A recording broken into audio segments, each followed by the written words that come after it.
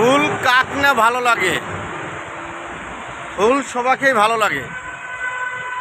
এই সুন্দর শীতের মৌসুমে আজকে সকাল থেকে প্রচুর পরিমাণ শীত, তাই আমি সবাইকে ফুলের ভালোবাসা দিব।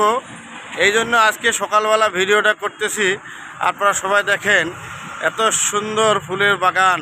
এই বাগানের পাশে আমি আপনাদেরকে নিউজ দিতে চাই, সেটা হলো অবশ্যই আপনারা যখন বাসা থাকিয়া বাইরাবেন অফিসের উদ্দেশ্যে অবশ্যই শীতের কাপড় পরে বাইরাবেন।